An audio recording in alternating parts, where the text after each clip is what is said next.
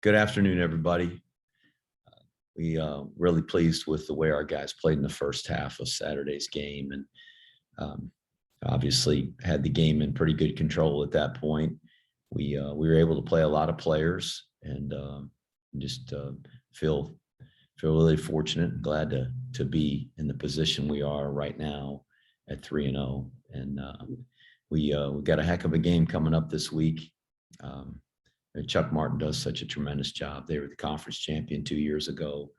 He always fields a tough, physical, competitive team. Doesn't matter who they're playing. They play those Big Ten teams, and they're just slugging it out with those guys. And we just know the challenges that are coming up with a team that's faced us before, has very good personnel, and is very well coached. So we're going to try to get ourselves nursed back to health after another physical game on Saturday, and get prepared to play Miami of Ohio. Rich, go ahead. Jeff, how are you health-wise coming out of the game on Saturday leading into this week? We're not as healthy as we'd like for our team to be. Certainly with only 3 games into the season, we'd feel a lot better if we didn't have so many starters and guys that we count on the sideline. We had some guys sidelined on Saturday. We're hopeful that some of them are going to be back for this week. We've got others that got injured on Saturday, and we're just not sure of what their status will be this coming week. So having to prepare a lot of guys, get younger guys, and pulling guys from the scout team and kind of working them into the depth. It's not necessarily probably got us in our comfort zone right now. We like to have a healthy, fresh group of starters and backups that we had at the beginning of the year, but that's just kind of the way it goes. I mean, it's college football. It's a collision, high speed impact sport that it's just inevitable. Guys are going to get hurt, and hopefully they just won't stay there. We'll get a chance to get them ready to go. So keeping our fingers crossed. And Jeff, what's been the most satisfying, exciting thing for you through this 3-0 start? Well, I thought the first victory at Georgia State, after having gone down there a couple of years ago and lost, and being able to really play well and win the game in pretty good fashion. That was a great start to the year, and then to build the lead we had against Western Kentucky, only to see them come storming back and hold them off and have the resolve to be able to find a way to finish. I was really proud of our team, and I thought the way they responded coming off of that victory into UConn to play such a good first half. I really thought our starters and those guys that played in the first half did a nice job. It was, for the most part, a complete half. We made some errors, but thought the guys played really hard, and they were up and ready for the game. So I think the guys have improved and worked to continue to try to get better. Just the challenges of trying to improve from a mental standpoint as well as from a fundamental standpoint has been positive. Charles Grievous. Good afternoon, Coach. Offensively speaking, has there been a concerted effort in opening the offense up more, which has led obviously to some home run type plays? And what, if so, what is the driving force behind that versus maybe in previous years? Well, I don't know that there's been a particular attempt to do anything to try to open the offense up. I think what we're doing this year is not entirely different from what we've done in years past. These guys are making plays, and we've been able to distribute the ball to some different guys this year, but we still want to be good up the middle. We still want those B-backs to be able to move the pile and move the ball, and we want to be able to control the clock and run the football and put ourselves in short yardage, 3rd down and 4th down positions to keep the sticks moving. That's our philosophy. So the philosophy hasn't changed. But there's just been some guys that have made some really good plays, and we're doing a good job on the perimeter. We've been able to get the ball to the perimeter some, but it really just has to do with what the defense is allowing, and so it just works out that way. I don't know any other way to really describe it. We're not drawing up new plays on the board in there. It's the same things we called a year ago and the year before that and the year before that. Okay. And one of those guys that stands out to me is wide receiver Isaiah Austin. I think he's a very talented player. We had a chance to see him in action, obviously, last week and scored a touchdown. Can you talk about his upside and what value he adds to the offense? I agree with you. I think he is extremely talented. He's got a long, great body for playing that position. We're glad to be able to get him that touchdown catch last week. He was running wide open, and Christian threw a really nice pass where he could catch it, and he's able to get in the end zone. He made some great catches a year ago. That one against ULM still stands out, where he was kind of stretched out, going backwards back toward the ball, and reached out and had a hand underneath it so it didn't hit the turf. That's as good a catch as you're going to see in college football. It probably didn't get the publicity that it deserved, but I mean, that's one of the great catches in college football last year. So a very talented guy. Obviously, with what we do on offense, our philosophy, those guys have to be physical, effective blockers on the edge. And that's really where we've got to bring him along and see him improve. And he's made great strides. The better he gets at doing that, the more that he's going to be able to affect the game for us. And there will be other times where he's going to be able to catch passes this week and weeks to come. But the nature of what we do, he's going to have to make sure that he's improving in that area. And I know he's working really hard, and Coach Gaither's doing a great job coaching him. And together they'll get him there. They'll get him closer. And I have no doubt that he's going to become an outstanding player in everything he does. He really reminds me of Edgar Poe. He's a long guy that can go up and get the ball and has got that kind of a frame.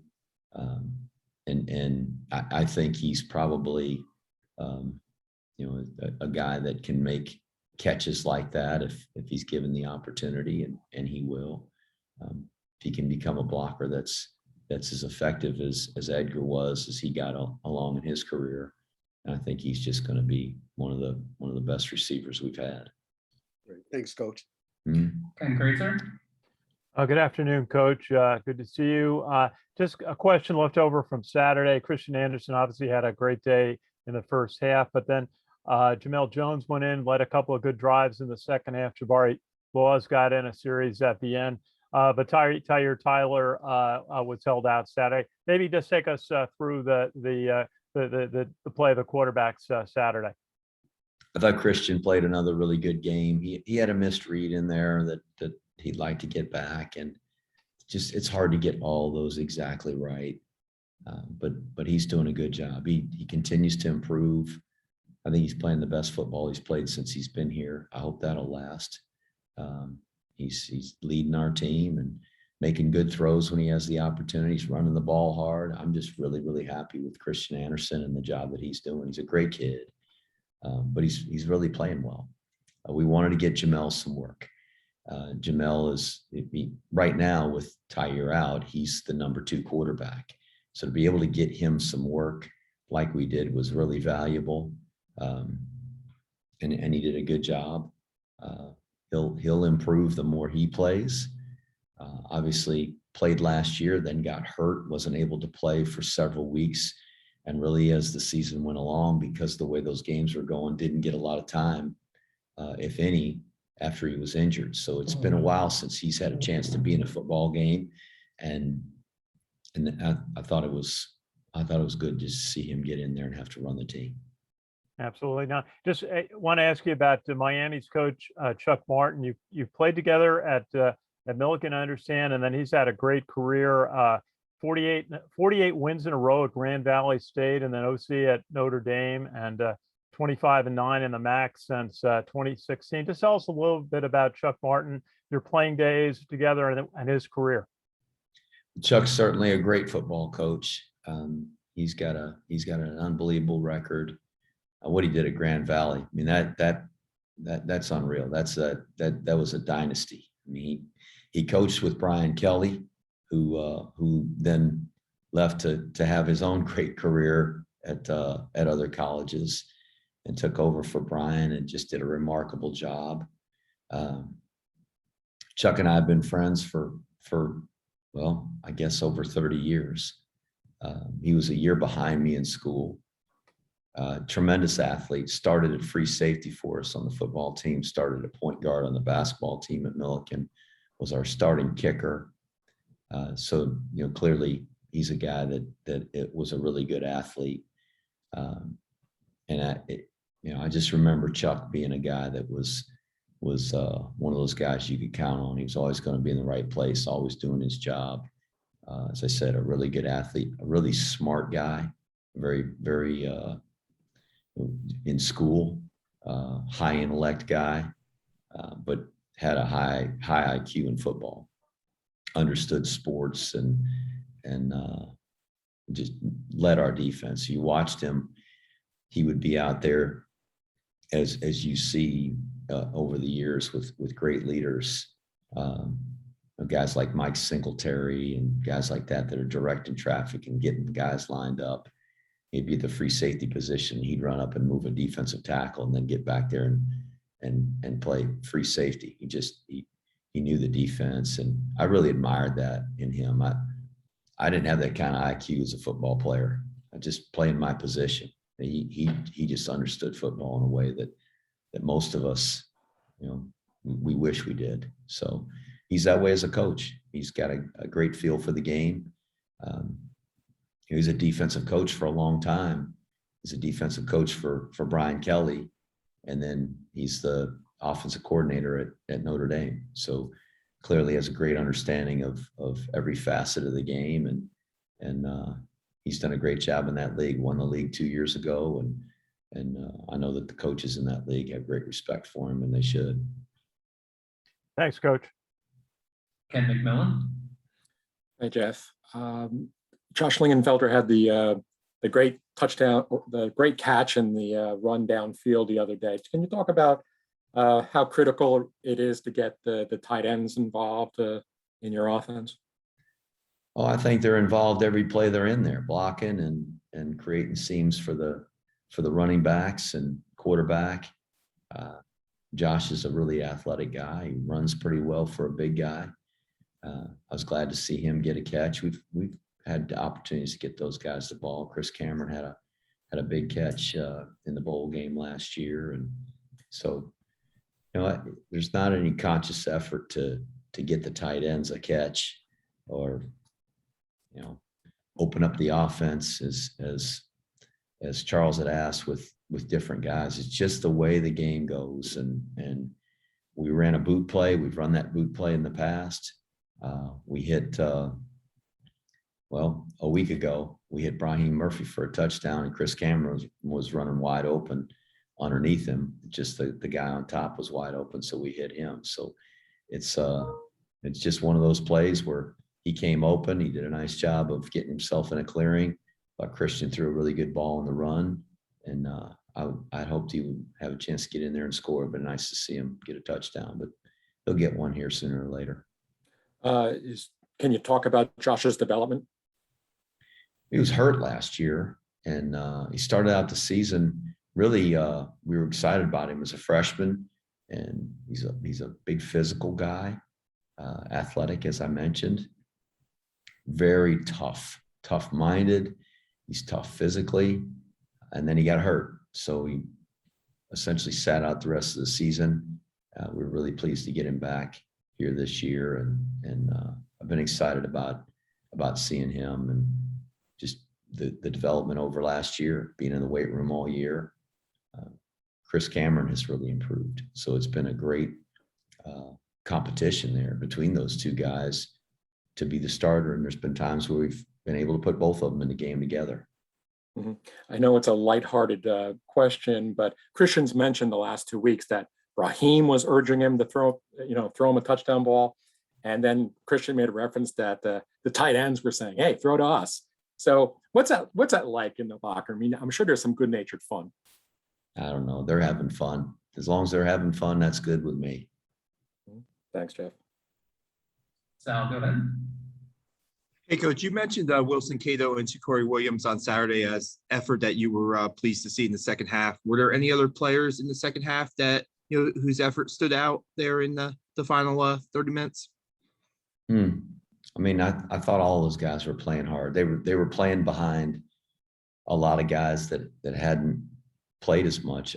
I was really excited and happy for Sam Barzak, who hasn't played really at all. And he got to play more snaps than I think maybe anybody on offense, playing offensive guard.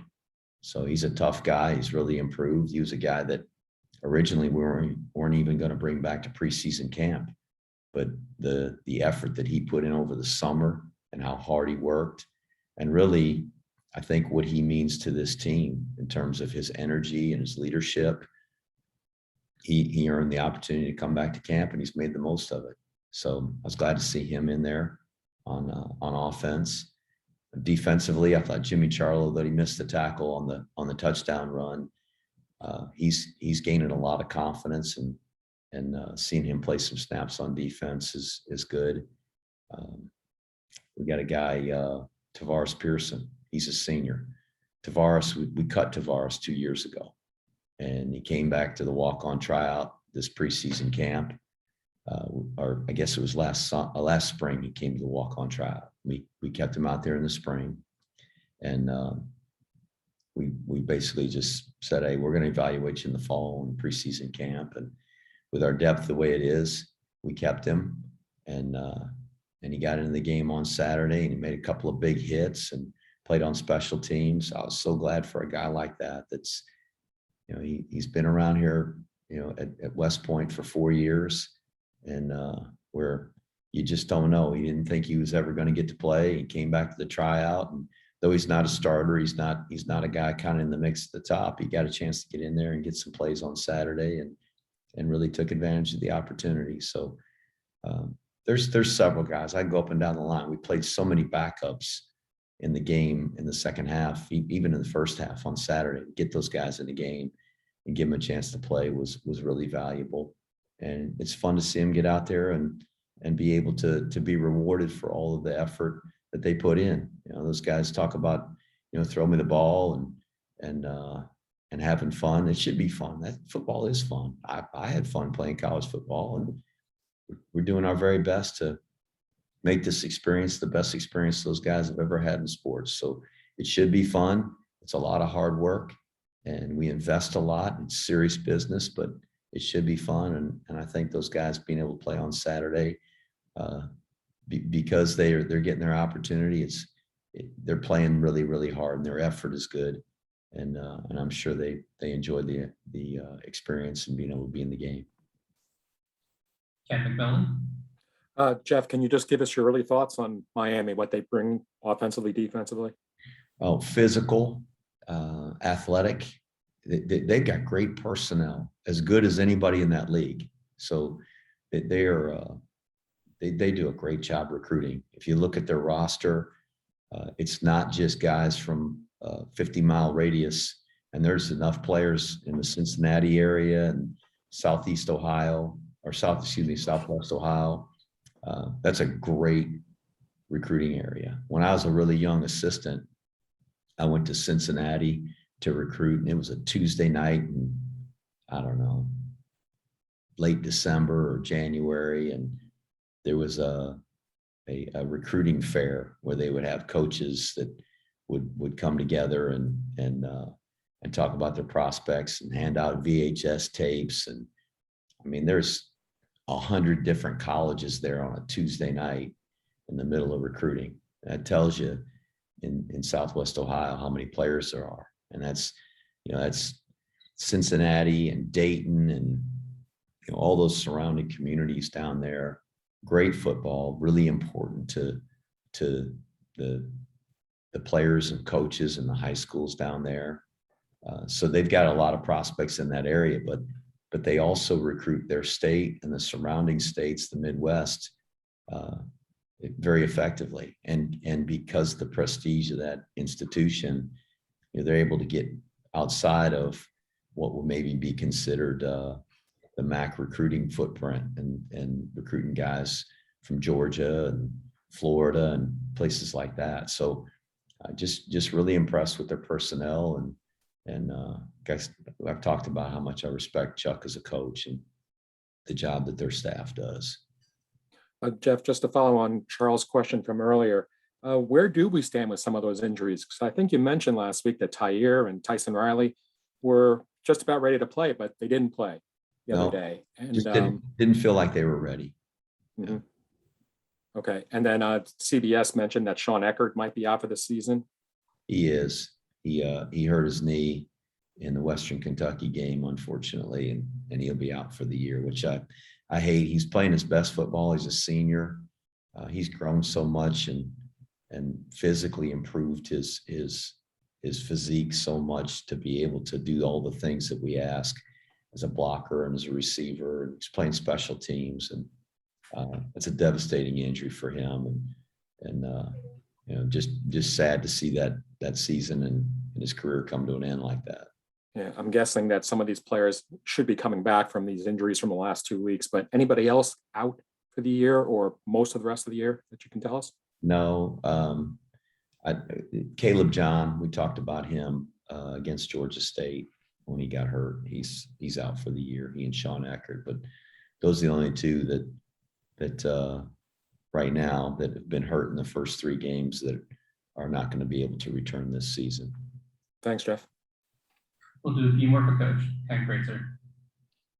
Hey, Coach, I had to ask you about the 2018 game against Miami. That was a double overtime win, 1-pointer, but it came down to the last play as an exciting moment as I've seen at Michie Stadium, and a play Elijah Riley made to make the last tackle. What's your memory of that game and that moment with Elijah Riley making the big play?